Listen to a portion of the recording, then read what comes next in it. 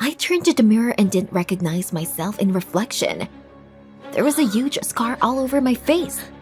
It was convex and vile. I was a real freak, so no guy could like me. Thank God that scar is fake. I'm participating in an experiment from one fashion magazine. The goal is to see if I can find a boyfriend with such an ugly scar on my face in 3 days. If I manage, I'll get paid $1,000 bucks. My family was poor, and I couldn't dress cool and buy modern gadgets like everyone's. I felt a little outcast because of that. It's so humiliating being a beggar. Albeit beautiful, so I really needed that money. The curator forbade any way to insinuate that my scar was fake. If it popped up, then I definitely would never get the money. And every 3 hours, I had to send them my pics to chat so they make sure the scar was intact. But the thing was that I cheated the curators from the beginning. I have got a boyfriend, so it's sure to be easy money. I'm confident in my boyfriend Zach. He always said he would love me no matter what. I went to school, and everyone of course began to look back at me. Zach stood near the biology office and chatted animatedly with friends. Zach, I'm here. Seeing me, he staggered off. I lied that I had an accident, and I said I loved him very much. But Zach replied with abomination that he couldn't date such a freak and just walked away. What? How? But he told me he would always be around. I had a hard time sitting out my lesson. But then I ran to the toilet. I wanted to get this makeup off sooner. And then I heard some girls whispering next to the stall. One of them said handsome Zach had finally dumped that freak and had already asked the main cheerleader out on a date. I was so bitter and resentful, but Zach would yet regret abandoning me. I came out of the toilet and confidently went to the gym. There was usually rugby team captain Chris practicing. He and Zach had long been at odds. I will win Chris, get money for the experiment, and at the same time, take revenge on Zach dating with his arch enemy. I walked up to Chris and immediately started flirting. That's what I knew. But he just rolled with laughter. He said that I was a beggar woman, and now with an ugly scar. What a jerk. I wanted to leave and pushed Chris, but he cornered me and started taking photos of me on the phone. Get off, Chris. That's enough. But he held me so tight that I couldn't even run away. But suddenly someone called out to Chris. That was the nerd from my class, Cody. He said the coach was looking for Chris everywhere. He let me go and quickly left. And I told the nerd Cody that I would have managed myself. Cody immediately apologized and said he just wanted to help and then offered a ride to the house. I didn't want to be seen with this loser. But I didn't seem to mind a car ride. And then it turned out he had a stupid bicycle.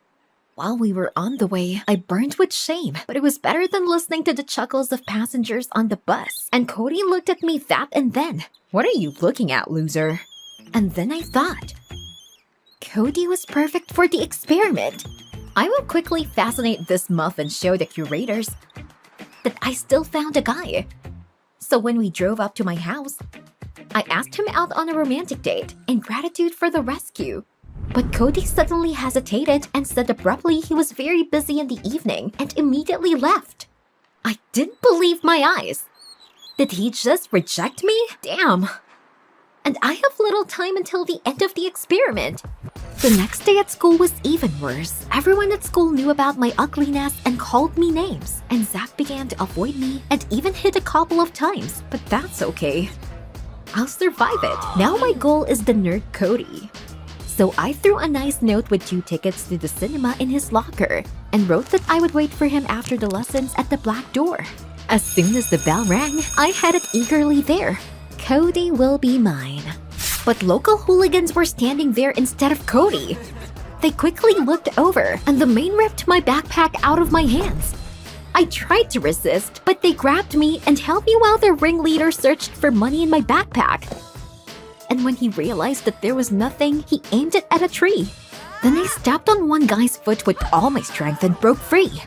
I wanted to take away my backpack, but I hurt my leg and bashed straight into the puddle.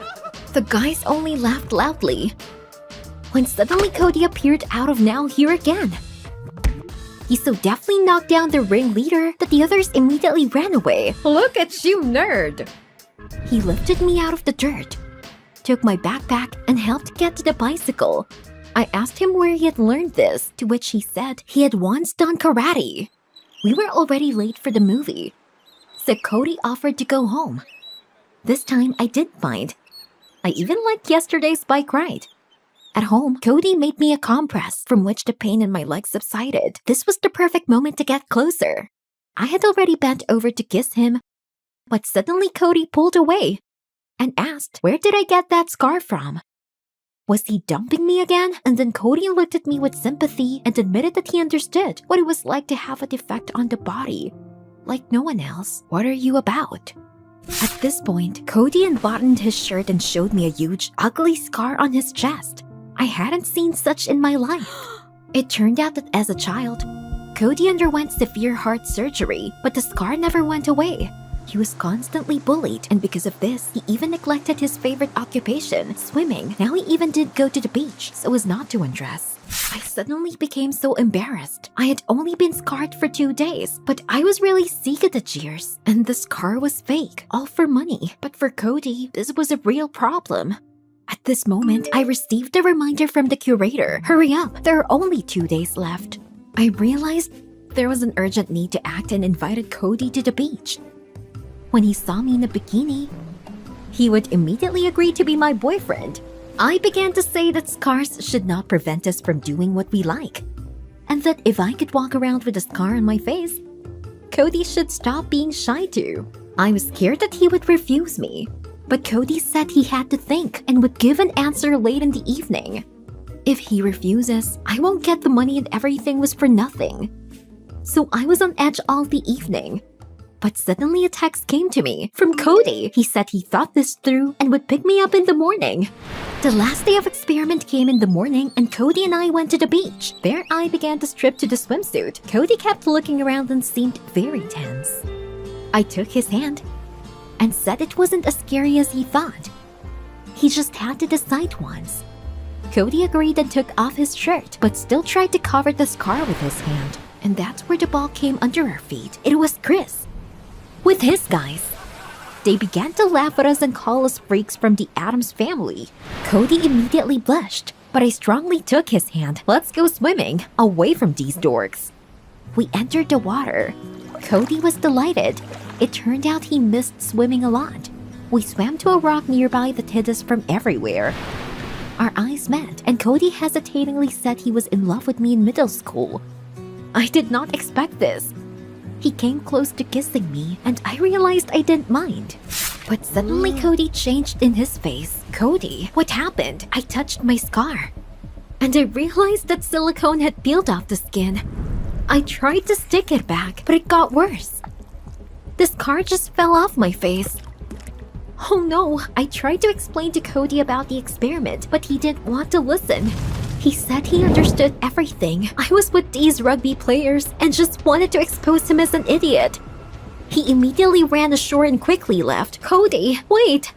I came ashore and burst into tears at the understanding that Cody was the only one who treated me well. Even despite the scar and poverty, I messed it up. But at the same minute, the curator called via video link to find out the progress with the completion of the experiment and saw that there was no scar left.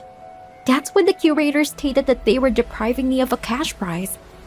The experiment failed, but I didn't care.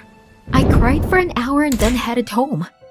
And when I slammed the front door, someone knocked on it. It was Cody. He was probably following me. But Zach was on the doorstep, my ex. He quickly began to assure that he realized everything. I was the most beautiful girl in the world. I just had to tell him about the makeup right away. But I just slammed the door in front of Zach. I was very angry at this hypocrite and didn't want to listen to his apology. Then I decided that tomorrow I would apologize to Cody. He was now more important to me than any gadgets and money. In the morning, at school, I started looking for Cody. He sat in the dining room. I sat down nearby and started apologizing. It was all a terrible mistake, but Cody ignored me and headed for the exit. I didn't know what to do. In the meantime, I noticed how other guys were looking at me with sympathy. Screw you all. I only need Cody. Then I climbed on the table, called him loudly, and in front of everyone admitted that he was the best person I had ever met. I wanted to be with him, and I apologized for deceiving him. But Cody didn't even turn around. Was he gone and we would never be able to communicate again? For the first time, I felt what it means when you lose a dear person. How suddenly Cody, pushing the crowd aside, climbed on the table and kissed me. Everyone around clapped and loved. I put my hand on Cody's chest and felt the scars, and suddenly I realized that the heart of an incredibly beautiful person was beating behind them. I whispered, "It doesn't matter what you have outside and what you look like. The main thing is what a soul you have." At the same moment, I received a text from the curator about a new experiment. I need to spend a year in a relationship without quarrels. I agreed and thought, what if Cody and I could live like this all our life?